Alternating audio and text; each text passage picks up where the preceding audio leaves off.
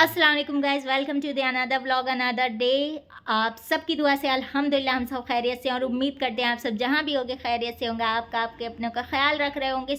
रमज़ान का मुबारक महीना शुरू हो चुका है और अल्लाह आप सबको इतनी सेहत, इतनी हिदायत अता फ़रमाए कि आप सब खूब सारी इबादत करें और बहुत सारी नेकियां कमाएं और जितने हम सब के गुनाह हैं वो सब अल्लाह पाक माफ़ करें और बस हम सबको अच्छी सेहत से नवाजें, नेक हिदायत दें। कल फर्स्ट रमज़ान का व्लॉग नहीं आ पाया था क्योंकि हम लोगों के साथ कुछ ट्रेजेडी हो गई है एक्चुअली, इसलिए कोई भी वीडियो शूट नहीं हो पाया। एक थोड़ा सा वीडियो मैंने शूट किया था, फिर उसके बाद मैं खुद ही शूट नहीं कर पाई क्योंकि वो मैंने फूफी की हेल्प से शूट किया था। क्योंकि यहाँ पे कल 4 बजे शाम से ही लाइट जा चुकी थी, पूरे दिन लाइट नहीं आ रही थी, बहुत ज़्यादा अंधेरा था। और फिर उसके बाद आज 4 बजे शाम जाकर वो लाइट आई है। मोबाइल भी मेरा डिस्चार्ज हो चुका था, तो अभी अभी फ़िलहाल मोबाइल चार्ज करके मैंने स्विच ऑन किया है। फिर उसके बाद अब मैं करने लगी हूँ वापस से व्लॉगिंग।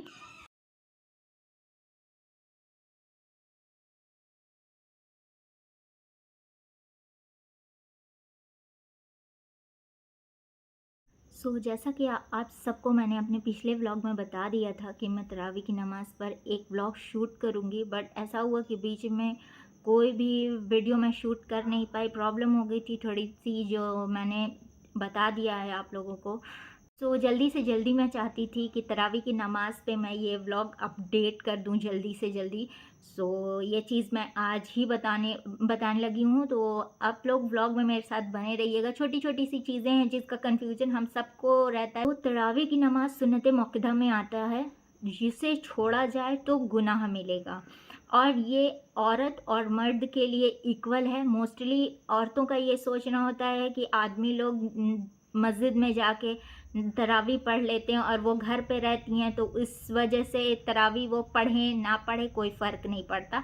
बट ऐसा नहीं है, उन्हें भी तरावी पढ़ना होता है, उन्हें भी तरावी पढ़ना चाहिए रेगुलरिटी मेंटेन करके। अमूमन तौर पे तरावी के नमाज की रकतें 20 रकात होती हैं और इसे रेगुलर पढ़ना है, रोज़ाना पढ़ना है। ऐसा नहीं होता है कि आपने 20 रकात पढ़नी है, स्टार्ट तो कर दी, 10 दिन पढ़ा, 5 दिन पढ़ा, 15 दिन पढ़ा और फिर स्टॉप कर दी, जो कि पहले बहुत पहले मेरे साथ हुआ करता था। मैं 20 रकातें पढ़ा करती थी, बट फिर कुछ दिन जाकर 10 दिन 15 दिन बीतने के बाद सेहत अलाउ नहीं करती थी मेरी। और ये जब मैं 10th क्लास 12th क्लास में पढ़ती थी उस टाइम की बात है। फिर उसके बाद मैंने धीरे धीरे रिकातें कम कर दी, और सही भी यही है कि आप अपनी सेहत और सहूलियत के हिसाब से इसकी रिकातें पढ़ें, बढ़ाएं या घटाएं, क्योंकि आपको रेगुलर पढ़ना है। आप बीच में इसे ब्रेक नहीं कर सकते, छोड़ नहीं सकते हैं। और ये चीज़ हदीस शरीफ सही बुखारी से साबित है कि आप तरावी की रिकातों की तादाद में कमी कर सकते हैं। सही बुखारी से ये चीज़ साबित है। नबी करीम पाक सल्लल्लाहु अलैहि वसल्लम तरावी की 11 रिकातें नमाज पढ़ा करते थे, और जिसमें से 8 नफिल हुआ करती थी और 3 वित्र हुआ करती थी। आयशा रज़ी अन्हा अल्लाह ताला फरमाती हैं कि आपकी तरावी की नमाज की रिकातें इतनी लंबी हुआ करती थी कि पढ़ते पढ़ते आपके पैर सूज जाया करते थे, और कभी कभी तो ऐसा हुआ करता था कि सहरी का वक्त हो जाता था। तो हमें यहाँ से 2 बातें पता चलती है। पहली, कि हम तरावी की नमाज 8 रिकात भी पढ़ सकते हैं, 8 रिकात नफिल भी पढ़ सकते हैं, और अगर हमें तहज्जुद नहीं पढ़नी है तो हम इसमें अपनी सहूलियत के हिसाब से 3-5 वित्र नमाज भी पढ़ लेंगे हम इसी के साथ।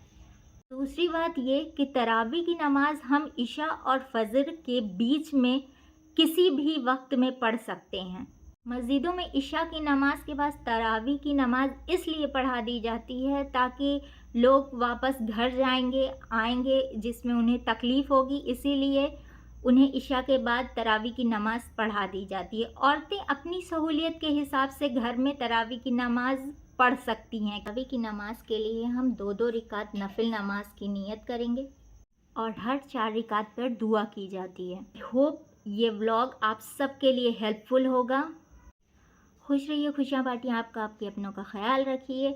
मेरे लिए बहुत सारी दुआ करते रहिए। आप सबकी दुआ और मोहब्बत की मुझे बहुत ज़्यादा ज़रूरत है। मेरे चैनल को सब्सक्राइब कीजिए, लाइक कीजिए, कमेंट कीजिए, बेल आइकन क्लिक कर दीजिए फॉर मोर वीडियोज़। अल्लाह हाफ़िज़।